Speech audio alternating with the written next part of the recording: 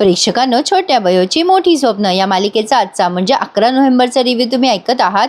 तर बयोने या डॉक्टर बाबाला चांगलंच चोपलंय हा प्रेक्षकांनो. पण जरा संकटात पडली बयो. तर झालंय असं की हे सगळेजण म्हणजे तो बाबाचा जो हाताखालचा माणूस आहे ना, तो म्हणतो की कोण आहात तुम्ही. मग हे सगळेजण म्हणतात की आम्ही डॉक्टर आहोत. बयो म्हणते आम्ही तेच आहोत जे तर्क लावून बुद्धीचा वापर करून बोलतो. आणि आता ही अंकिता म्हणते हे बघा, तुम्हा सगळ्यांना दुःख आहे, वेदना आहे, आम्हाला सगळं कळतंय. तुमच्या या अडचणींचा फायदा या बाबाला घेऊ देऊ नका. इरा म्हणते हा माणूस स्वतःला डॉक्टर समजतो ना, मग त्याला विचारा याचे क्वालिफिकेशन काय, डिग्री काय, कुठल्या बेसिसवर हा तुमची ट्रीटमेंट करतोय. वैभवी म्हणते कोणी प्रश्न विचारून ठेवू नये म्हणूनच या लोकांनी सोय करून ठेवलेली असते.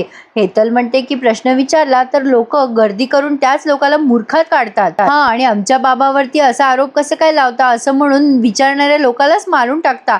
नाही, तुम्हा सगळ्यांना कळत कसं नाहीये, तुम्ही डोळे मिटून बसलेत का. बयो म्हणते आमचं ऐका, तुम्हाला या बाबाच्या जादूची नाही उपचाराची गरज आहे, डॉक्टराची गरज आहे तुम्हाला. मी पाया पडते तुमच्या, अशा भोंदूगिरीला बळी पडू नका. आता त्या बाबाच्या हाताखालचा माणूस म्हणतो आमच्या बाबाबद्दल नको नको ते बोलू नको, आम्ही तुला सोडणार नाही आता. मग सगळेच लोक म्हणतात हो हो, यांना सोडायचंच नाही आता. आता हा बाबा नाटक करतो आणि म्हणतो शांत व्हा, सगळ्यांनी शांत व्हा. पण बालिके, माझ्या इतक्या वर्षाच्या तपश्चर्येवरती संशय घेणारी तू आहेस कोण. नाही, नेमके तुम्ही सगळेजण कोण आहात. मग आता हे सगळेजण उठून उभे राहतात आणि म्हणतात आम्ही डॉक्टर आहोत, खरेखुरे डॉक्टर. हे वाक्य हे सगळेजण सोबतच बोलतात. आता हे बाबा म्हणतो, हा डॉक्टर बाबा, की मन आणि आत्मा शांत होते, शांत राहावं जरा. बघा काय गंमत आहे, आत्ताच थोड्या वेळापूर्वी यांनी माझ्याकडून उपचार करून घेतले आणि आता माझ्यावरच डाग लावायला मोकळे झाले. बाबा मुद्दाम आता चापलुसी करतोय बरं का. आता म्हणतो की बालिके, आत्ताच तुझं ऑपरेशन करून तुला बरं केलंय की नाही मी, आणि तू आता मलाच खोटा बोलतेस का ग. बयो म्हणते तू मला बरं केलंस का रे. अरे मी तर प्रेग्नेंट असल्याचं नाटक करत होते तुझा खरा चेहरा समोर आणण्यासाठी. आणि काय रे, काय म्हणालास की पोटात बाळाच्या भोवती नाळ गुंडाळली गेली आहे. तू अंतर्ज्ञानी आहेस ना रे, मग कसं कळालं नाही रे तुला की आतमध्ये पोटात बाळच नाहीये. अरे सगळं सिद्ध झालंय आता, तू लोकांची फसवणूक करतोयस. तुला तर आता सोडणार नाही आम्ही, तुला तर तुझी जागा दाखवायलाच हवी. असं म्हणून आता बयोने तिचं ते खोटं खोटं पोट आहे ना, ते काढून सगळ्यांना दाखवलंय. बाबा आता जरा घाबरतो, कारण सगळेच लोक आरडाओरडा करायला लागतात. मग बाबा सगळ्या लोकांना म्हणतो शांत व्हा, शांत व्हा. भक्तांनो, अहो हे सगळी लोक ढोंगी आहेत. अहो हे मला मुद्दाम त्रास द्यायला आलेत. अहो जसा रावण आला होता ना सीतामाईला त्रास द्यायला, अगदी तसेच. अहो मी पण यांचं ढोंग उघडं पाडायला खेळी खेळली. आता हा बाबा यांनाच म्हणजे मुद्दाम जरा जड जातोय बरं का प्रेक्षकांनो. म्हणजे काय एक्झॅक्टली मला आता शब्द नाही आठवते, पण आता तो मुद्दाम कांगावा करतो आणि यांच्यावरच सगळं उलटवायचा प्रयत्न करतो. बाबा सगळ्यांना सांगतो, कारण सगळे भोळे बापडे लोक आहेत ना. तो म्हणतो की इथे जे काही घडणार होतं ते आधीच मला माहित होतं. हिच्या पोटात बाळ नाहीये, मला माहित होतं ते. ही डॉक्टर इथे येणार, आमच्या हॉस्पिटलमध्ये उपचार करा असं सांगणार, तुमच्या सगळ्यांकडनं पैसे घेणार, तुम्हाला लुबाडणार. हे मला होऊ द्यायचं नव्हतं, मी हे होऊ देणार नाहीये, कळलं का भक्तांनो. आता हे सगळेच तिथले असणारे लोक लगेच बयो आणि तिच्या टीमवरती हल्ला करायचा प्रयत्न करतात. आणि मग बयो या सगळ्यांना थोपवून लावते आणि म्हणते खबरदार खबरदार, जर कोणी आमच्या अंगावर चढून आलं तर लक्षात ठेवा, मी सगळ्यांना पोलिसात दिला, चला मागे व्हा. आता बयोने आरोला सांगितलंय की आरो दादा, तुझ्या खिशातली ती चिठ्ठी दे बरं. आणि बयो म्हणते तुम्हा सगळ्यांना दाखवते मी की हा माणूस किती खोटं बोलतोय ते. आता आरवने त्याच्या खिशातली चिठ्ठी दिली आहे आणि आता त्या चिठ्ठीमध्ये या गावातले मृत्यूदर लिहिलेले असतात. बयो म्हणते बघा जरा, बघा हा बाबा तुम्हाला किती फसवतोय, तुमच्या गावात आतापर्यंत किती जण गेलेत बघा जरा. आता हा बाबा जरा घाबरतो, कारण त्याला लक्षात येते आपण आता पकडल्या जाऊ. बयो आता ती चिठ्ठी त्या बाबाच्या हाताखालच्या माणसाच्या जवळ फेकते आणि म्हणते वाचता येतं का, वाच. बघा या लोकांमुळे तुम्ही बरे होता असं तुम्हाला वाटतंय ना, असं काही नाहीये. हा माणूस तुमच्या अडाणीपणाचा फायदा घेतोय.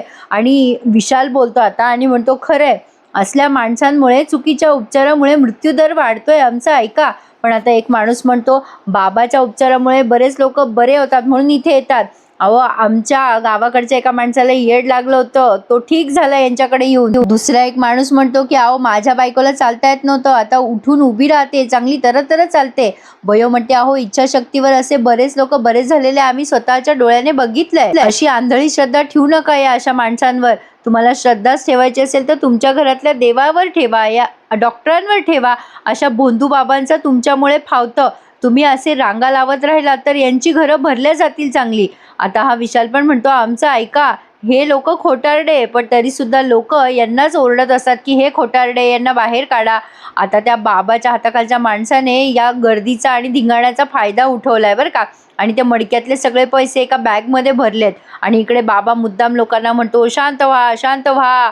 बालिके, तू हे चांगलं नाहीच केलं, तू अपमान केलास, माझा अपमान. आता या गावावर माझा कोप होणार. माझी इच्छा होती या गावाला रोगराई मुक्त करायचं होतं, मला बघवत नव्हतं या लोकांचे त्रास. मी इथे थांबलो होतो त्यामुळे, पण नाही, आता मी इथे एक क्षणही थांबू शकणार नाहीये. मी आता इथून जाणार आणि मी जाता क्षणी या गावावर कोप होणार. बघा आता तुम्ही. आता विशाल म्हणतो हे नाटकं बंद कर, तुझ्या असं खोटं बोलण्यामुळे इथे काही होणार नाहीये. आता हा बाबा म्हणतो नाही, होणार म्हणजे नक्की होणार, असं म्हणून याने धूम टोकली आहे मागच्या मागे. आणि बाकीचे सगळे गावकरी यांच्या अंगावर तुटून पडलेत बयो आणि तिच्या टीमवर. आणि सगळे म्हणतात की तुम्ही, तुमच्यामुळे आमचे बाबा गेले, रागावून गेले, धरा धरा. आरो म्हणत असतो आम्ही जे काही केलं ते तुमच्या हितासाठी केलंय. इरा म्हणते तुम्ही आम्हाला काही केलं ना तर पोलीस तुमच्यावर तुटून पडतील आणि तेव्हा कोणी काही करू शकणार नाही, हा बाबा सुद्धा. आता हेतल म्हणते की तुमचा बाबा खरा होता तर सगळं प्रूव्ह का नाही केलं त्याने, पळून गेलाय तो. अंकिता म्हणते तुमच्या बाबाला अडवा जा. आता बयो म्हणते अगं पळाला तो, त्याला असं पळून नाही जाऊ द्यायचं, आपण त्याला धरू, लोकांच्या आरोग्याशी खेळतोय तो. आता बयो आणि तिची टीम या बाबाच्या मागे पळाली आहे प्रेक्षकांनो. आता इथे त्यांनी बराच वेळ थरार दाखवलाय. आता या बाबाला बघा स्वतःची 4 चाकी गाडी सुद्धा आहे. आता तो बाबा त्या गाडीत बसायला लागतो, पण नेमकी गाडी पंक्चर असते, त्यामुळे त्याला आता पायीच पळावं लागते. आता त्याचा तो म्हणजे हाताखालचा माणूस म्हणतो अरे बाबा गाडी पंक्चर झाली आहे. आता बाबा वैतागतो, पण आता जीव हातात घेऊन पळायला लागलाय तो आणि ते पैसे सुद्धा. आता बघा प्रेक्षकांनो, हा बऱ्याच पुढे पळतो आणि नंतर बयो आणि त्यांची टीम येते, त्यांनाही ती गाडी दिसते. आणि आता ती गाडी दिसल्यानंतर ते पण आता या बाबा पाठपुरावा करत करत त्या बाबाच्या मागे पळतायत. आता हा थरार त्यांनी बराच वेळ दाखवलाय, पण छान दाखवलाय त्यांनी. आजचा भाग लाईक करायला विसरू नका हं. बघा इतका उशीर झाला तरी मी तुम्हाला रिव्ह्यू दिलाय. तर आता बयो, अंकिता हे सगळेच जण मागे पळायला लागलेत त्या बाबाच्या. आता पळता पळता एकदा वैभवीला लागतं आणि तरी सुद्धा बयो तिला उभी करते आणि पळायला सांगते. म्हणजे सगळेच जण त्या बाबाला पकडणार म्हणजे पकडणार. आता मध्ये एक त्यांनी सीन दाखवलाय की शुभमकरांना कोणाचा तरी फोन आलाय आणि ते म्हणतात काय, कधी, कुठे. आणि आता हा बाबा त्याच्या ठिकाणावर पोहोचलाय आणि आता त्याच्या ठिकाणावर जे काही आहे ना ते भयंकर आहे. तिथे बरेच अंमली पदार्थ दिसतात. म्हणजे हा बाबा फक्त फसवतच नाही लोकांना, तर अंमली पदार्थांची तस्करी सुद्धा करतो. आता हे सगळे बरोबर तिथे येतात शोधून त्या बाबाला तिथे. आणि आता बयो आणि हे सगळेजण ठरवतात की म्हणजे याचं जे काही त्यांनी पसारा तिथे पाहिलाय ना तो बघून त्यांना आश्चर्यच वाटले आणि धक्का सुद्धा, की हे काय आहे, हा नुसता लोकांना फसवत नाही तर हा खूप मोठा गुन्हेगार पण आहे. आता बयो ठरवते काही झालं तरी याला पोलिसाच्या ताब्यात द्यायचं म्हणजे द्यायचं. आता हे सगळेचे सगळे एकदम समोर जातात. आता ठरवतात ते की आपण सगळ्यांनी एकदम समोर जायचं त्याच्या आणि त्याला सोडायचं नाही. आता बयो त्याच्या समोर जाते, तेव्हा हा बाबा बयोला पाहून आधी जरा घाबरतो. बयो म्हणते पळून पळून कुठे पळून जाणार होतास रे, शेवटी आम्ही तुला पकडलं. या सगळ्या माणसांकडे कोयते भाले असून सुद्धा बयोने अगदी निडरपणे सगळ्यांचा सामना केलाय, रादर तिच्या अख्ख्या टीमने प्रेक्षकांनो. आता बयो त्याला म्हणते तुला आम्ही पोलिसांच्या हवाले करणार रे, तुझा खेळ संपला, आता तू जेलमध्ये जायला तयार हो. पण बाबा मोठ्या मोठ्याने हसायला लागतो आणि म्हणतो मला पाठवणार का ग तू जेलमध्ये. आणि बयोला तो म्हणतो आम्ही वाघासारखे आहोत, वाघ कसा शिकार करतो, एक शिकार झाली की दुसऱ्या जंगलामध्ये शिकार करायला जातो, तसं आम्ही करतो बरं का. एक शिकार सापडली की दुसरी शिकार शोधायला दुसऱ्या गावात जातो. भोळे मूर्ख फार लोक आहेत जगात तुमच्यासारखे. मग आम्ही काय करतो, त्यांची दुःख वेदना ओळखून त्यांना थोडंसं गोंजरल्यासारखं करतो. मग ती लोक आमच्या झाशामध्ये येतात आणि ते सहज स्वतःला आमच्या स्वाधीन करून टाकतात. आणि तू आम्हाला अडवण्याचा प्रयत्न करू नकोस. आणि तुम्ही जर तसं करणार असाल तर 1 2 3 4 5 6 7 8 धडगी टाकायला मला वेळ लागणार नाही. थोडक्यात काय, यांना जीवाची मारायची धमकी देतोय तो, तरी सुद्धा हे काही त्याच्या धमकीला बधत नाही. आणि आता बयोला तो म्हणतो की मागे बघ तुझ्या काय येते. आता बयो मागे बघते तर अजून 4-5 माणसं आली आहेत जी या सगळ्यांना पकडतात. आता बयो तरी सुद्धा त्याला मारायचा प्रयत्न करते बरं का प्रेक्षकांनो. आता बयो घाबरत नाहीये त्याला, पण आता हा माणूस या सगळ्यांना किडनॅप करतोय आणि आता मात्र बयो त्याला मारायचा प्रयत्न करते. त्याला म्हणते की तुला लाज नाही वाटत का? लोकांना लुबाडतोस, त्यांच्या जीवाशी खेळतोस, सोड आम्हाला. तुला काय वाटलं तुझी भोंदूगिरी बघून आम्ही भिऊ का तुला? आम्ही भीत नाही रे तुला. चल तुला पोलिसात आम्ही देणार म्हणजे देणारच. आता त्या बाबाला बयोचा राग येत असतो. बयो एवढ्या निडरपणे त्याच्याशी बोलतीये ते. बयो म्हणत असते सोड सगळ्यांना. पण आता तो बयोला मारतो प्रेक्षकांनो. त्यामुळे आता सगळेच जण ओरडायला लागतात. अंकिता, विशाल, इरा. आता विशालला जास्ती त्रास झालाय, त्याने बयोला मारलंय म्हणून. आता विशाल त्याला मारायला जातो आणि झटापट होते विशालची आणि त्याची. पण आता त्या झटापटीमध्ये हा बयोला पण मारतो आणि बयो तिथे आदळते जोरात आणि तिच्या डोक्याला खूप जोरात कोच लागते. सगळेजण ओरडायला लागतात, बयो बयो काय झालंय तुला? आता बयो पुढे काही करणार तेवढ्यात हा विशाल त्याच्या माणसांना मारायचा प्रयत्न करतो आणि त्याच्यावर हल्ला चढवतो. आणि आता तो विशालला मारतो आणि म्हणतो येडा समजतो का रे मला? तू मला हाताने मारलंस, तुझ्या या हाताने मारलंस ना? आता बयो आणि इरा दोघी आरडाओरडा करायला लागतात, विशाल सर विशाल सर.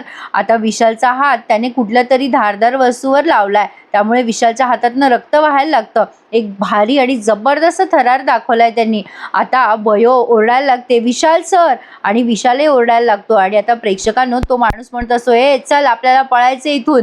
पण आता इथे त्यांनी हा भाग संपवलाय. पण पुढच्या भागात आपण बघतोय बयो त्या माणसाला घाबरत असते आणि म्हणत असते मी तुझ्या धमक्यांना घाबरत नाही, मी तुला पोलिसात देणार म्हणजे देणार. पण हा डॉक्टर बाबा आता बयोला म्हणजे धमकवतो आणि म्हणतो तू मला जेलमध्ये टाकायला जिवंत राहायला हवीस ना? आणि त्याने बयोच्या मानेला जोरात सुरा मारलाय की नाही मारलाय हे आपल्याला उद्याच्या भागामध्ये कळेल. आजचा भाग हा असा होता. नक्की लाईक करा आणि कसा वाटला सांगा.